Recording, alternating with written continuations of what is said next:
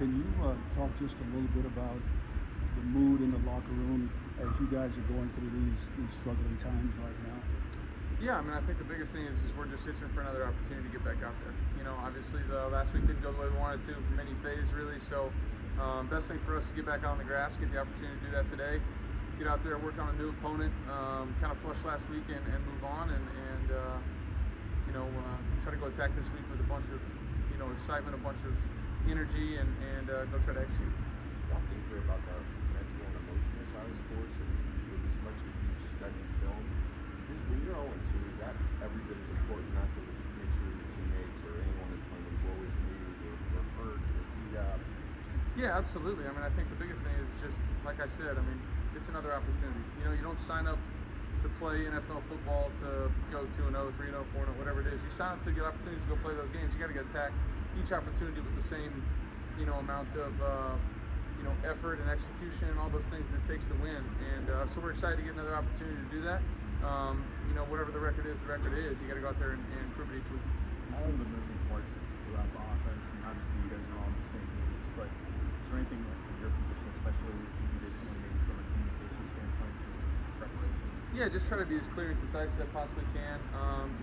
The way some of these guys might run routes might be different than how Puka and Cooper run them and all those kind of things. In their rooms, they'll dive into the nuances of some of that stuff.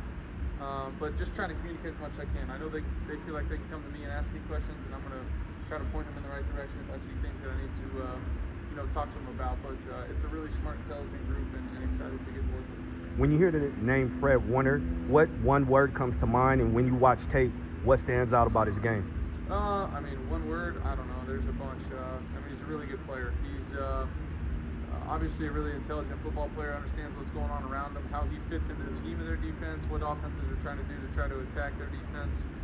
He's a relentless competitor. You see him flying around all over the place making plays. I mean, he's hunting up a special route and then, knocks the ball out last week on the 1 yard line. So, I mean, he's relentless, continues after the ball no matter what the, situation is. Big time competitor and a really good linebacker. Is there anything you learned from 22 about what it's like to play with a rotating offensive line? No, I think everything is different. Every situation is different. Every game is different. Every team is a little bit different. So, just trying to, embrace this one. Obviously challenges along the way, but continue to, persevere, push myself, push our team, and see where we can go.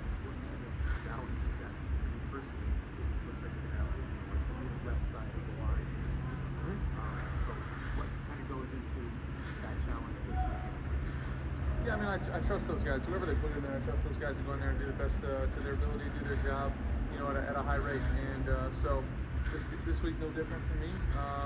Try to do everything I possibly can to get those guys prepared. I know their coaches and their teammates will do the same.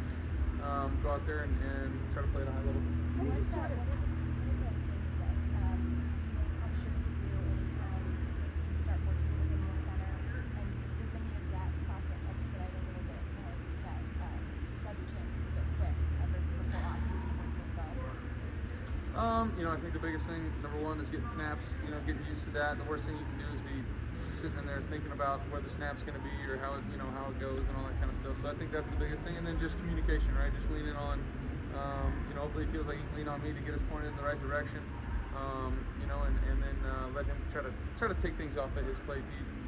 His plate against or with some veteran guards on each side the last couple weeks, so that helps. But I think he's doing a really good job. And as far as my work with him is just trying to get us in and out of the right plays, make sure he's tied into why we're doing certain things, and then where we're gonna go with protection. Understand stuff out quickly that's been clear, but do you take more of that pre-snap communication calls, identifying certain things off in the short term, or do you how do you collaborate with him? A little bit of both. I think a little bit of both. I think the biggest thing is trying to, lean on keeping it as simple as you possibly can, keep it in boxes for those guys, and so he does that. We don't. I don't know.